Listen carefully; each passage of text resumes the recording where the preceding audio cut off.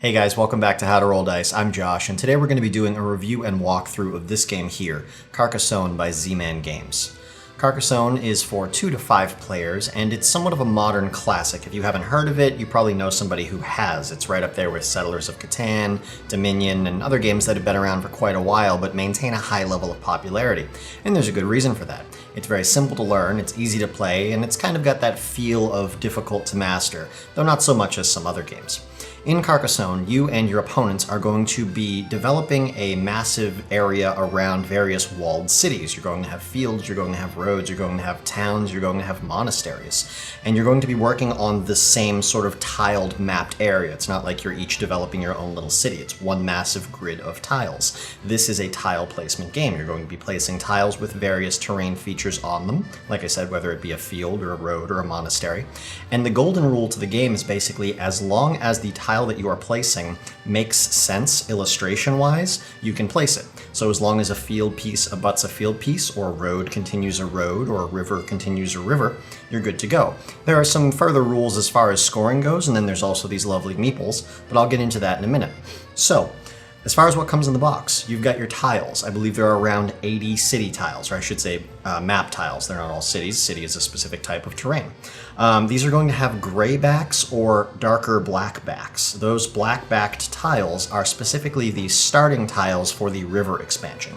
This box here actually comes with the river and the abbott mini expansions. It's not like I sought out a box that came with additional expansions. I'm pretty sure the game has been out for so long that this is pretty much the only version that you can buy, and it already includes 2 expansions.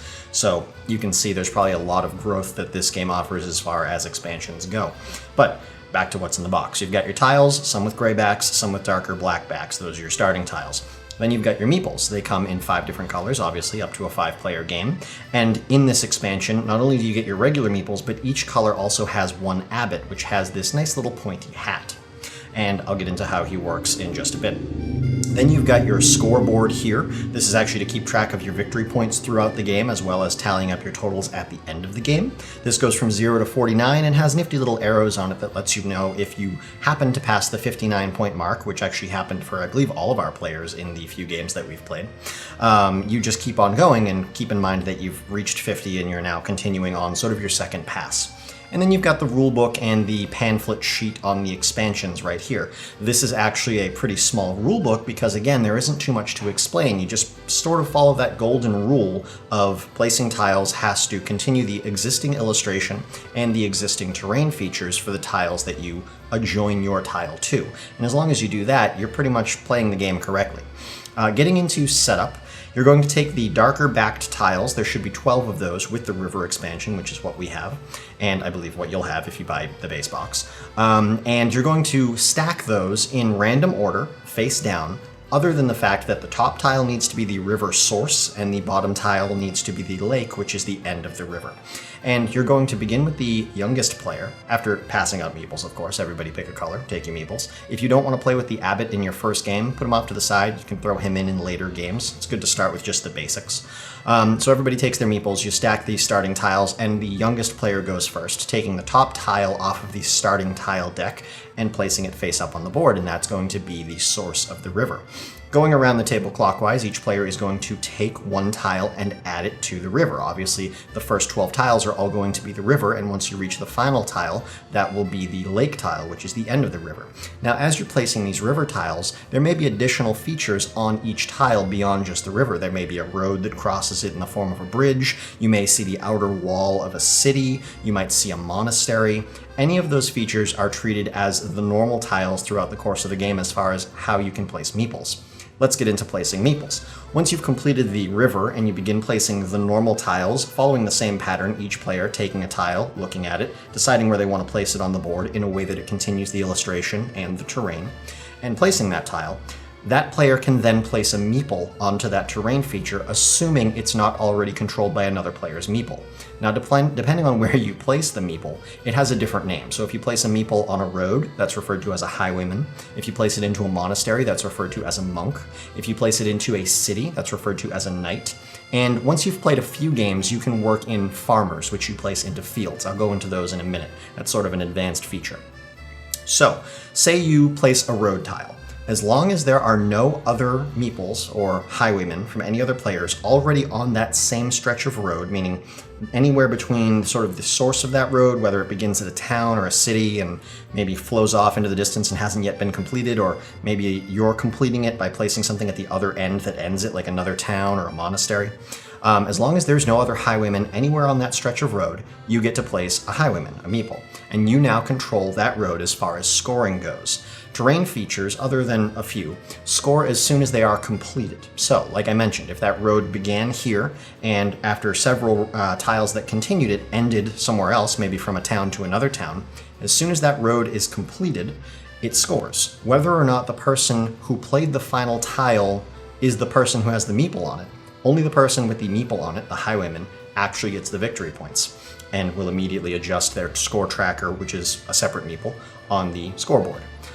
So if it goes 2 spaces, it's going to score 2 points, the origin to the end. You basically have to have at the beginning of the road a tile that immediately ends the road.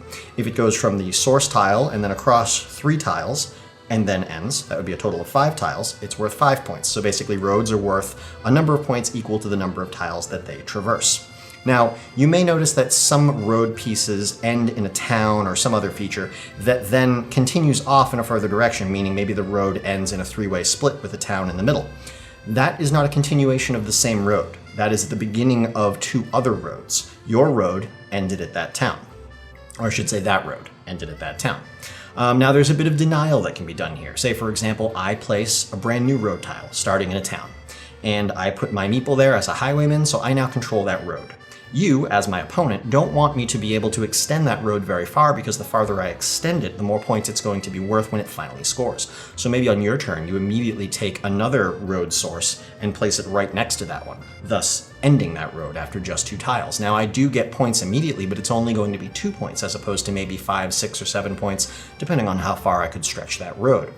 So there's, again, a little bit of denial that you can do there if you weren't more interested in, building your own structures. So let's move on to something a little more complex, cities.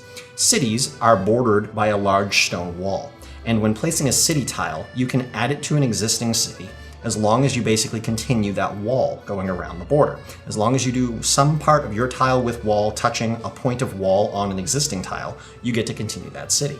Now, a city scores when the wall has completely encased the city and there are no empty spaces within the city. You basically can't have empty boxes in the middle of your city. A city, once it scores, is worth 2 points for every tile that the city touches, as well as 2 points for each coat of arms that is in that city. A coat of arms kind of looks like a little blue and gray shield. And so cities obviously are worth quite a few points more than roads. Say, for example, you have a city that crosses 5 tiles and has 2 coats of arms in it. Well, that's worth 14 points. The reason being, it's a lot harder to complete cities because roads are kind of just a point A to point B type thing, whereas getting a city to properly wrap around and come back to its starting point and then filling in the entire inside of it can be a little trickier. Now, you can place you can place city tiles just like you can with roads to begin a new city. Most tiles have field features on them, meaning most of the tile is actually going to be grass. You can place that tile where the grassy side of your tile abuts any other grassy side of an existing tile, thus starting a new terrain feature. So instead of trying to add a piece of a city onto an existing city, especially if maybe an opponent controls that city already by placing a meeple in it, which is a knight, and you don't want to help them out by making their city larger, you can go start your own city by simply placing your fieldy side against an existing fieldy side, and you've started a new city, and you can start working on wrapping that around and closing that off for your points. On to monasteries. Monasteries are probably the most complicated to place until you get farther into the game. I shouldn't say complicated to place, complicated to score. A monastery scores when all of the tiles around it have been placed. So if you picture a 3x3 grid with a monastery being the center tile, as soon as the surrounding 8 tiles have been placed, again, whether or not you place them, if you have the meeple in the monastery, which is a monk, you score the monastery. Now the rules do an odd job of explaining how this scores. They say that it's worth 1 point for every tile that surrounds it, plus 1 point for the monastery itself. Since a monastery only scores, other than some strange endgame stuff that I'll get into, since a monastery only scores once it's been wrapped entirely by tiles, and geometrically, it's always going to be wrapped by 8 tiles plus itself. That's 9 points. I don't know why they don't just come out and say that a monastery is worth 9 points when it scores. They just repeatedly say it's worth 1 for every tile that surrounds it plus 1 for itself. But that's always 9, so it's kind of odd that they chose to describe it that way, but that's how monasteries score.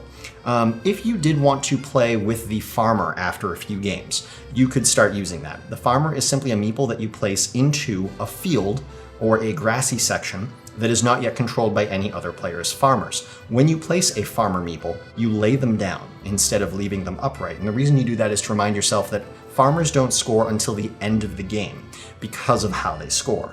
A field with a farmer in it is worth 3 points for every completed city that field touches. And so obviously you need to get to the end of the game before you can see which cities were completed and how many there are to be able to actually score that field. That brings me to an interesting thing that can happen. 2 meeples from separate players controlling the same area. Now the rules say, obviously, you can't place a meeple onto a terrain feature that's already controlled by another player's meeple. But what if you, for example, place a road tile that's not adjoined to any other road, and you place a highwayman, a meeple, onto that? And a player somewhere else on the board has already started a road that they control. And later on, maybe a few turns from now, those roads connect. Well, now you both fairly have claimed meeples on those roads, but that's now the same road. When it scores, you're both going to get victory points. So it's not like whoever was there first gets it, it's a shared thing.